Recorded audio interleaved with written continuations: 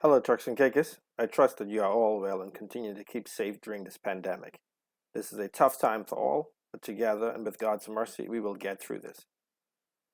It is said that the COVID-19 pandemic has resulted in the steepest economic downturn since the Great Depression. The United Nations predicts that between April and June of this year, approximately 195 million full-time workers globally will lose their jobs.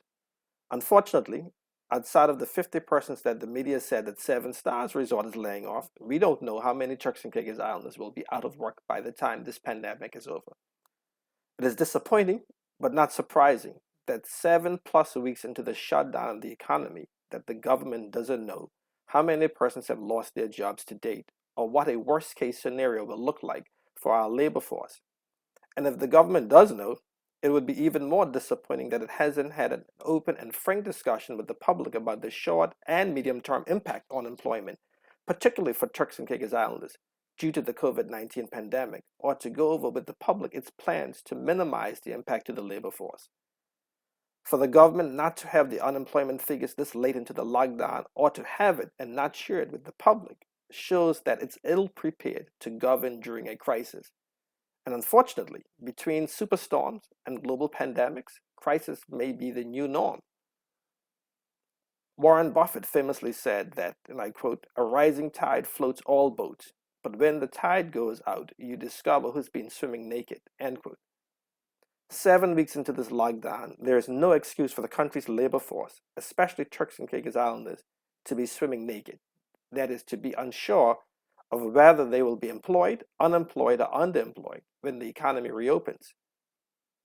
During the government's 30th of April national address on COVID-19, it gave the impression that barring any major increase in positive cases, that the economy would be fully open in June. So by now, 10 days before the start of June, the government should know how many persons will be returning to jobs when the economy reopens. Without this key information, how can it formulate a sound plan for getting everyone back to work as quickly as possible? Like many other countries, the government should mandate that work permit holders who have recently lost their jobs return home.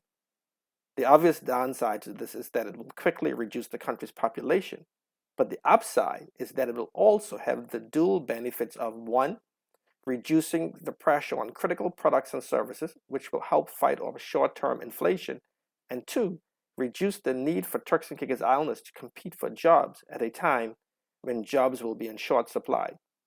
When the vast majority of Turks and Caicos Islanders are fully back to work, the government can resume the issuance of work permits.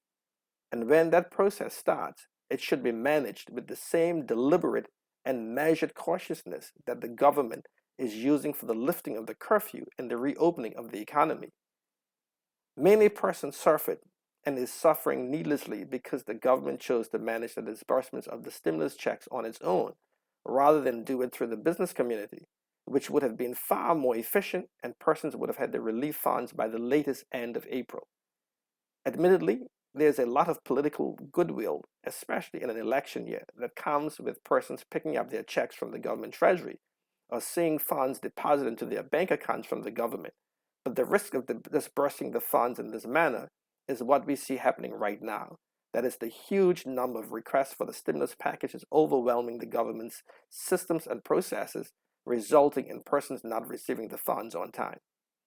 It was predicted that this was going to happen. And if politics was put aside and the opposition advice sought, for example, I have the IT background and experience to be able to oversee such a project, I'm confident that the majority of persons would have had received the funds by the target date of the 4th of May.